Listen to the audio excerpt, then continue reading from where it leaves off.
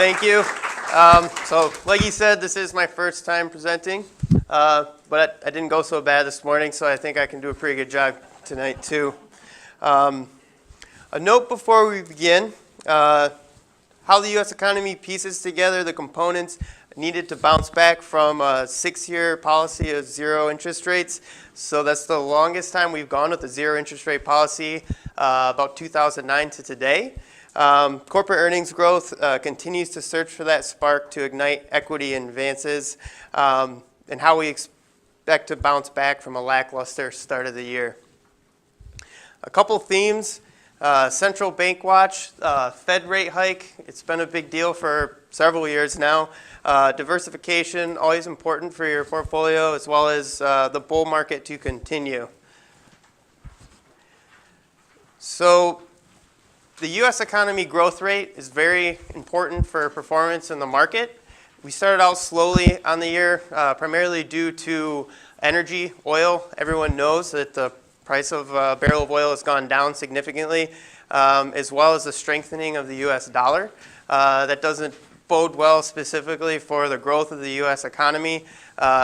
We grew about under 1% for the first quarter, but the second quarter we did grow at about 3.9%. That was the third revision, but returning to a more normalized 3% growth level will be crucial for market performance. Stocks, 5 to 9% return. So today, market's down about 7% from the beginning of the year. As of Tuesday, LPL Research is still holding strong on this recommendation for 5 to 9%. We could end the year flat, which would also be good because it'd be up 7% or so from today. I'm going to touch on a few global macroeconomic ideas onto why they still believe in that 5 to 9% return for equities, and then flat returns for bonds. A rising interest rate environment is not friendly to returns for bonds, so we expect flat returns for 2015. That's about where we're at, and that could definitely continue into the future. Recommended upgrades, so maybe a couple asset classes or areas that'll outperform. Developed international, maybe looking specifically towards the Eurozone. Everyone knows that we've had a quantitative easing program in the U.S. since about 2009. This started in the Eurozone in about 2014, which is the primary reason that they believe this sector will probably outperform over the next several years, as well as emerging market stocks. Great GDP growth, but they really haven't seen the valuations of companies rise, so those valuations are still low. A couple expendable parts. U.S. defensive stocks, example would just be a utility, your energy provider. This is an interest rate sensitive stock. A lot of the return on those types of positions is within the dividend, and interest rate makes it interest rate sensitive. Commodities probably underperform. If you've looked at a Callan chart at any time in the past several years, commodities have been right at the bottom, kind of projected to probably stay right around there. And a big contribution to that is the stronger dollar limits growth prospects there. This right here is recession watch. So do we believe that a recession is coming up? These are the 5 forecasters that LPL has singled out to kind of predict if we think that we're going to get a recession, where we're at in the economic cycle. So we do not believe that a recession is within the cards in the near-term future. The Fed rate also posts about a 1% chance of a recession in the near future. All right, putting the pieces together. Where do you guys think we are in the economic cycle? Everyone should say mature, because that's about where we think we are. And let's go through a few of these things on kind of support why we think we're in the mature phase of an economic cycle. Moderate GDP growth, hopefully we get there. We have seen some GDP growth. Slow return of inflation. Interest rates begin to rise, and heightened volatility. So we have seen some volatility. It's been one of the more stable markets before August 15th or so that we've had in a long time. That volatility has started to return. So we've seen about a correction or so today. So the past 3 expansionary times in the U.S. economy have lasted roughly 8 years, starting 82, 91, and 2001, so roughly 8 years. Today we put the market 6.5, where we're at in our current economic expansion. So there's still more room to build on the progress made so far in this expansionary cycle. So a couple ways our economy has been growing. If you've attended, we've talked a lot about the manufacturing renaissance. A lot of economists have talked about the manufacturing renaissance. That would be the old economy, measured by goods produced. 24% growth, that's very good since the recession about 2009. Good old American know-how economy, or we could just say new economy, or the other ways that our economy is growing, which is now outperforming the old way. That would be services, professional and business services, and transportation.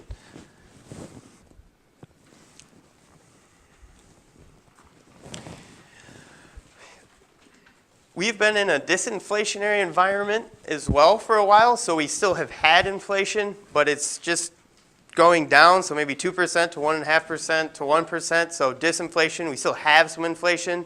The Fed targets 2% inflation rate because why? Why do they have this mandate for a 2% inflation rate? That supports price stability and maximum employment. If you've looked at any employment numbers recently, we have been gaining jobs in the past several months, very positive reports there. Everybody wants price stability. We don't want to go to anywhere and have to pay more than we're used to. So the 2% inflation rate supports that. And we are gaining there. Fed rate hike. So lots of news about the Fed rate hike. I think we probably talked about this since 2013. We've had a 6-year zero interest rate environment. So when do we think this is going to rise? Well, in 2013, we thought 2014. 2014, we thought 2015. So September was a big month. A lot of people thought that we were probably going to raise rates. We had a lot of volatility. Janet Yellen, the Fed chair, decided not to. It really sounds like we're going to have one at the end of the year, most likely. I feel like this might actually be the time that they rise rates. But by how much? Probably about 0.25%. It's a very small increase, and how fast? It's going to be pretty slow, projecting about 2% in 2018. So a lower Fed interest rate is typically good for the market. So that kind of bodes well for the market. So just to touch on international, so other economies and what have they been doing. A lot of this talk is centering around monetary policy. Japan has lots of demographic issues, but they have introduced a pretty strong quantitative easing program, pretty similar to what we've experienced here. They've been in a deflationary environment, but since they put in this QE, they've had pretty strong returns, and they've been able to get their economy moving again at a faster rate. China, growing very fast in the 2000s. Nowadays, running at about 7% GDP growth. We're happy to get to 3%. China's at a slower phase, but they're still going at 7%. They've had manufacturing slowing down. A lot of people have talked about a soft landing or a hard landing. We've been talking about that for quite a few years as well. It sounds like it's kind of soft to me, but it'll play out in the next couple years or so as they go through the economic cycle.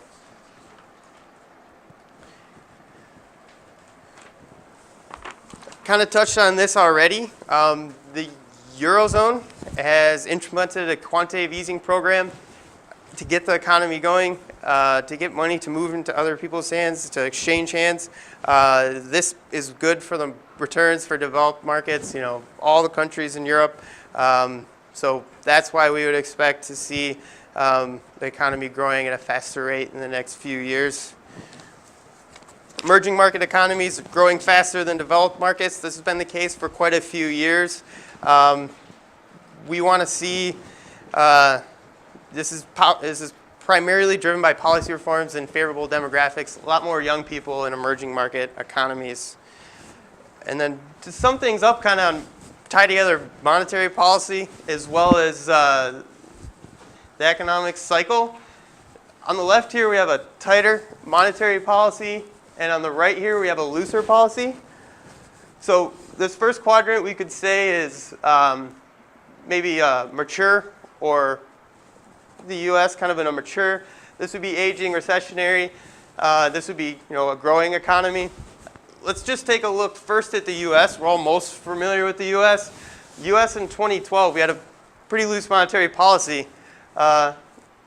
We've started to tighten the policy slightly. We've ended the quantitative easing programs. We'll probably start to rise rates. That did help our economy grow. And now this is where we're at today. Why we think the Eurozone probably has a lot of room to grow. This is the Eurozone in 2012. They didn't do much in the way of monetary policy, but they have implemented in 2009 or 2014 at the end of the year. They've loosened the policy, so we would hope to see them move into this higher quadrant here. Stronger GDP growth, that relates to good returns in the market. And then finally to look at China, not as much movement, but you can see that they're in an aging area of the economy, and this is kind of where they're at today. So that kind of ties together monetary policies driving global growth. All right, so that's it for my portion. I'm going to have Russell present the second half of the presentation. All right, well, thanks for coming out, and I'm happy to be up here presenting.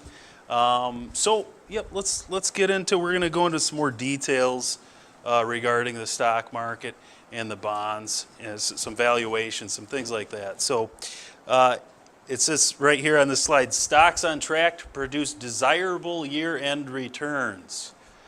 So we've got a little ways to go. I'm going to talk about fourth quarter rallies. There happens to be a trend there. Fourth quarter rallies are quite common. So at this point, we expect a rebound in the fourth quarter, but of course it's difficult to forecast if the market's going to end the year in positive territory or maybe just make up some of those losses that we experienced in the third quarter. It was pretty rocky. It's been pretty rough. There have been many good years for stocks that had losses late into the year. And so I'm going to give you some numbers. I'm going to give you a few examples. So these numbers are based on the S&P 500. And I'm going to give you the last day of the year that the S&P 500 was still in negative territory, and then those years ended up with positive returns. 1959, September 22nd was the last negative day on the S&P 500. Finished the year in December, 8.5% positive return that year. 1971, around Thanksgiving, November 26th, last negative day. Fourth quarter rally ended the year up 10.8%. I'm going to skip over a couple. I have a lot of them here, but I'm going to skip over a few. We get back to up to 1998, October 8th. October 8th was the last negative day.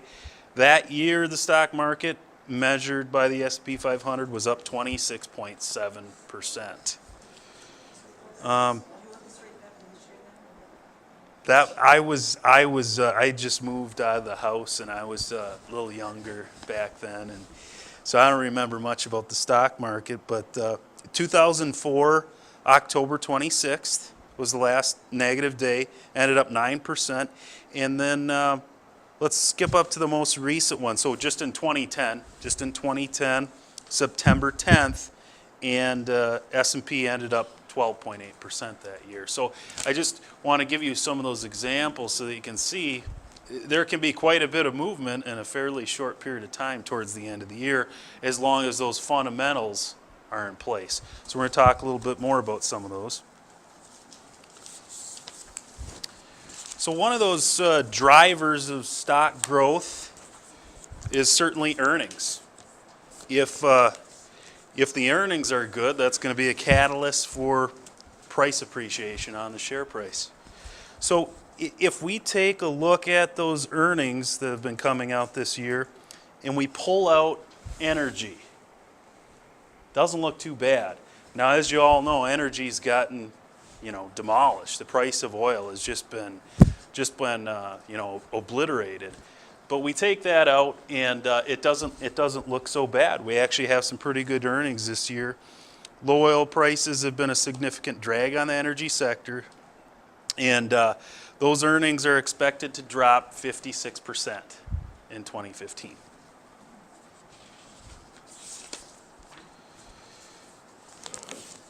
Keith, what was it? Energy goes down, people that use it, added value. Yeah. So the question was energy prices dropping. There's pros and there's cons of energy prices dropping.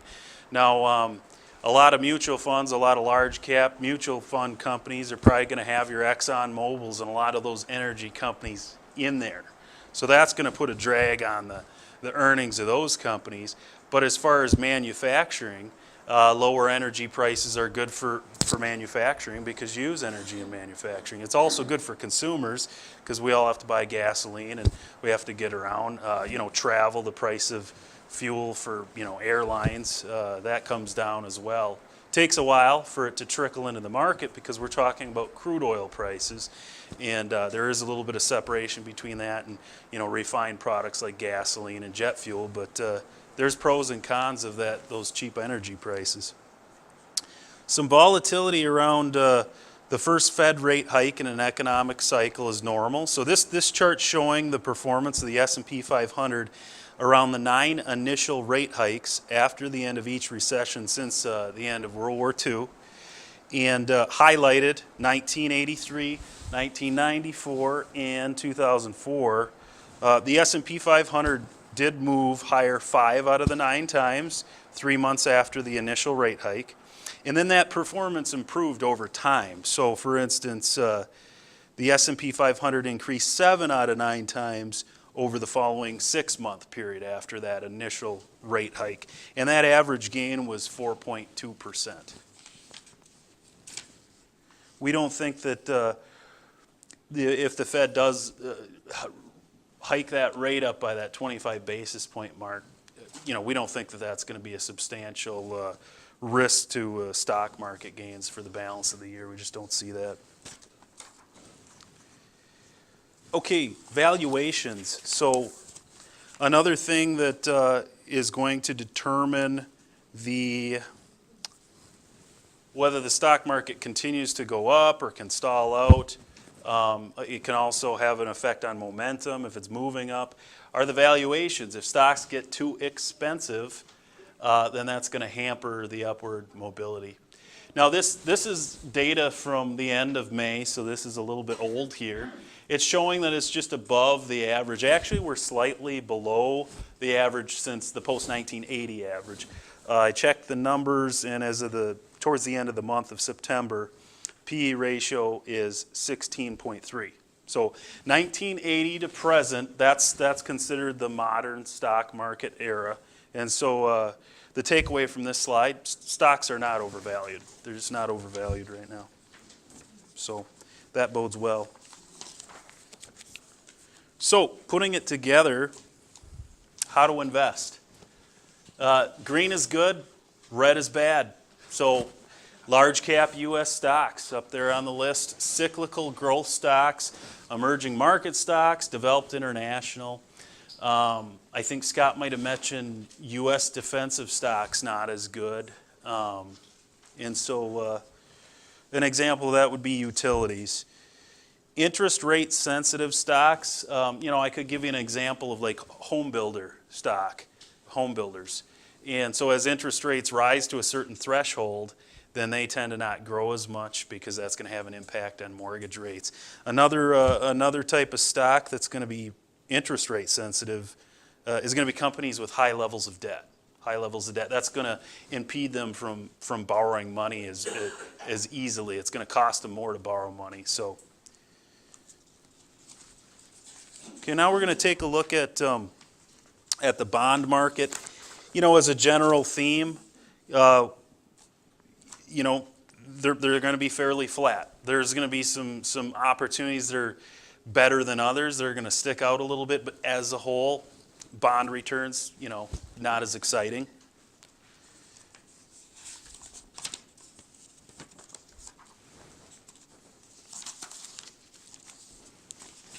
This chart's showing the return of the Barclays Aggregate Bond Index, and this data kind of ends here. So just looked at the most recent numbers. So year-to-date as of yesterday, I checked that out, and the year-to-date return on the Barclays Aggregate Bond Index is a negative 0.04. So it's just flat. It's flat. And that's a combination of different types of bonds. Now we're going to kind of look into some of the specific different types of bonds. Take a look at that. So valuations. This is a little bit of a contrast between the stocks. We just looked at the stocks and we said, well, the valuations are pretty good. They're in line with historical averages. They're not overpriced right now. Bonds, they're expensive. Bonds are so the inflation-adjusted yield of the 10-year Treasury note, that's remaining depressed right now relative to the historical average. And it's noteworthy over the past 10 years because of the period of generally expensive bond valuations. And although inflation may increase only slowly, it reflects just how expensive high-quality bonds are. So the higher quality bonds in particular are a little bit more expensive right now. The lesser the inflation-adjusted yield, the more expensive valuations are, and vice versa. So even if the interest rates remain stable and do not rise, expensive valuations suggest caution when investing in bonds.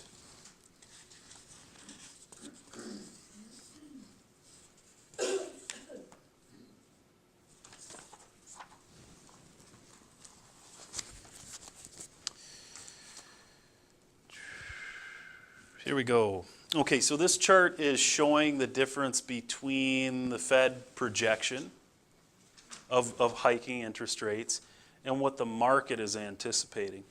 And, you know, I guess it's not really a big surprise that the market is thinking that it's going to be more dovish than what some of the statements put out by the Fed. And that's because the Fed keeps putting off the rate hikes. Right? They say they're going to do it. They kind of build in the expectation, but then, okay, and then they don't do it. And so the market's priced in a fairly dovish expectation of what the Fed is projecting.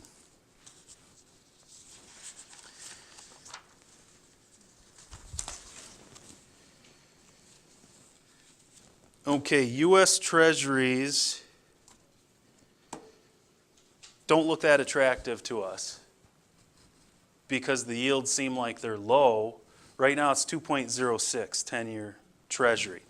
And that is low historically for where the interest rates and the yields have been in the U.S. But take a look at this chart. Take a look at Japan. So in Japan, the 10-year Treasury is under 0.5%. So that's actually attractive to those other developed countries.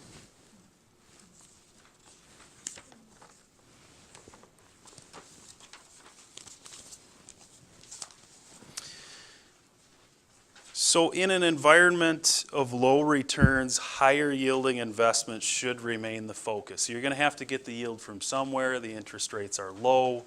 How do we get the yield? One of those places is high yield bonds. Now, of course, high yield bonds are paying a higher coupon. They're paying more interest because the credit quality isn't as high. But now this chart I want to point out,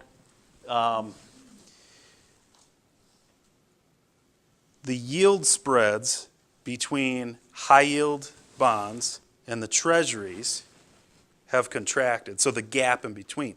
Treasuries represent the risk-free dollar. It's backed by the taxing authority of the U.S. government. Okay, so I mean you basically have a guaranteed bond, right? And so the yields are lower. As the spread is contracted from high yield, that means if I go out and get a high yield bond, I'm getting a little bit less than I was getting before. I'm still taking the risk.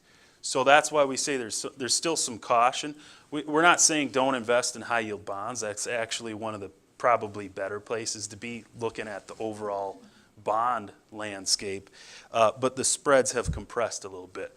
So you're not getting quite as much reward for the risk you're taking than if we look back, if we look, over the past decade or past several decades in the high yield space.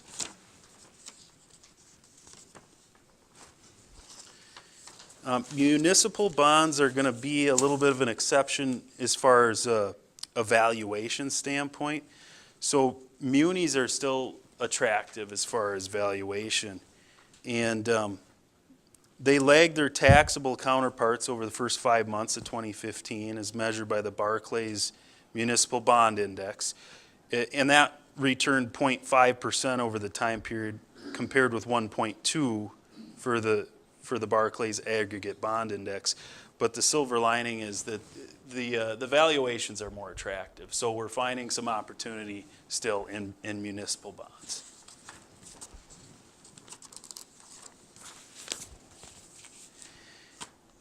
Refinancing volume makes up a record percentage of total issuance. So of the total muni bonds that are being issued right now, a big chunk of that is refinancing, not new projects. They're refinancing debt. And so as a result, the net growth of muni bonds is likely to be negligible at best for 2015 because the issuance for new project remains light because of the tight state and local budgets. So putting it all together, where are some of the opportunities in bonds? We know overall it's not as good as it's been in the past. Green is good, red is bad. We're seeing intermediate term, high quality bonds, still attractive there. Investment grade corporates and high yield bonds, still attractive. Municipal bonds, there's some opportunity there. So a couple of the areas to stay away from right now: long-term, high-quality bonds. The longer term a bond and the higher quality a bond, the more sensitive it is to interest rate moves. So if I've got a 30-year Treasury bond, that's as sensitive as it can be. That's the most sensitive bond to moves in the interest rate. International developed market bonds also want to stay away from that right now. Limited potential right now. Okay, we're going to talk a little bit about diversification.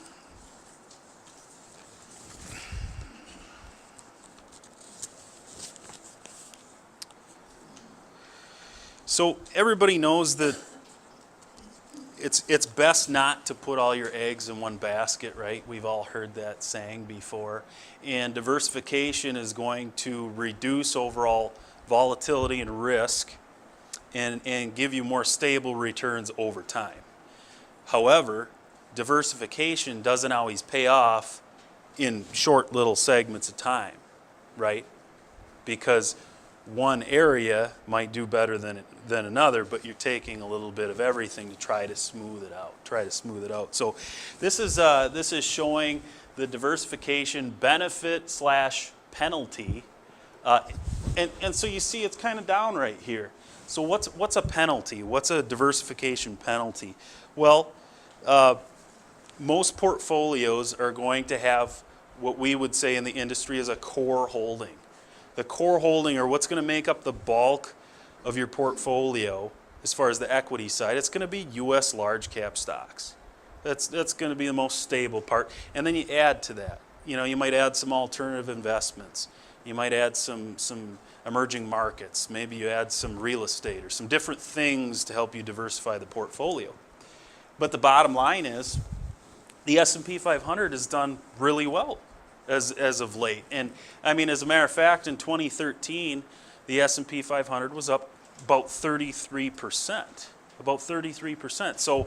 So the other elements in that portfolio that's fully diversified are probably going to have lagged behind what the S&P 500 did. And so that's what this chart is depicting.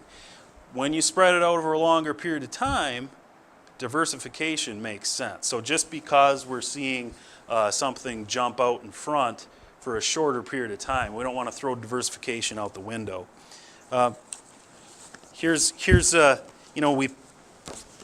We pull this thing out. I'm sure most of you have seen this before. It's a Callan chart, and it's showing the different asset classes depicted by different colors here.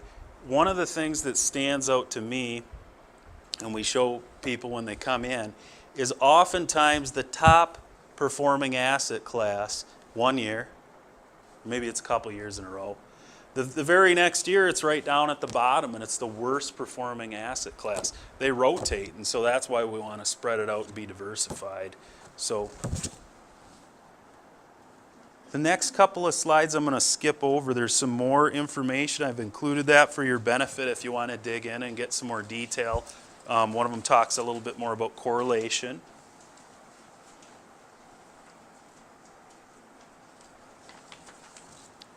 So if diversification is cyclical, it pays off over the long run. It doesn't always pay off in shorter periods of time. What are some periods of time when diversification really does pay off for you? It's in times of high volatility. When there's high volatility, diversification is going to pay off. Not as much when everything's smooth and the market's just going in one direction, going up, right? You could have one of those asset classes jump out ahead and really outperform the other ones, but overall, periods of high volatility is really going to pay off. So putting it all together, when we're looking for diversification in the portfolio to complement those core holdings, what are some of the areas we want to look to? Where's the opportunity right now moving forward? And again, green is good, red is bad. Global macro alternative strategy. So a word on that, global macro alternative strategies. What that is looking at the global economy, the different countries, the different markets around the globe, through the lens of macroeconomics, the big picture. So political climate. Another one would be monetary policy. If there's quantitative easing that's going on now in the Central European Bank, right? That's a big factor. We look to those things to see where some opportunity is. So that's how you'd look at the global macro alternative strategies. You're going to want to add to those areas of opportunity based on those macroeconomic factors. Managed futures, it's going to have negative correlation with the stock market. So if you're adding that in, it's going to insulate you. It's going to move against the equities. Master limited partnerships. We think that those are going to benefit from the likely stabilization of oil prices. Oil prices are going to come back up. They are. Couple areas where you want to stay away from, commodities. Commodities haven't done well for quite a few years now in a row. They just haven't done well. Modest global demand and a stronger U.S. dollar limiting the upside of commodities. Traded real estate. There's some headwinds from rising valuations there. And then also with interest rates rising, that puts some pressure on traded real estate. Now, if you're using non-traded real estate, like a non-traded REIT, that's probably going to fare better than the traded real estate because that's fluctuating daily with the stock market. So as the interest rates change, think of it like a bond or something. You're collecting that dividend or that distribution, and rates go up. Hey, that's going to be sensitive to that. So, couple themes to consider overall. Energy renaissance. The U.S. is now the biggest producer of crude oil in the world, and although the exploratory drilling has been kind of idled, it's really been ramped down as of recent because of the drop in oil prices. That's eventually going to stabilize, and that's going to come back. That's going to continue for a long time. There's a lot of oil here in the United States. Rise of the millennials. I thought this was interesting. So all of us probably know a millennial, maybe a family member or somebody. How business is done is much different for this increasingly connected yet distant group. So I think of social media you know, the Facebook and Snapchat and all these different things. I've never really used any of them, but so I think how that plays into it. This last one, scarcity and sustainability. So this kind of makes me think of efficiency and energy. It makes me think of, you know, green. Everything's green nowadays. A resource-strained globe creates pockets of scarcity that, together with advances in sustainability, will shape future development. So there you go. There's some themes to consider. That wraps it up for the presentation this evening. Thank you again for coming. Nate's going to come up, and he has some final comments for us.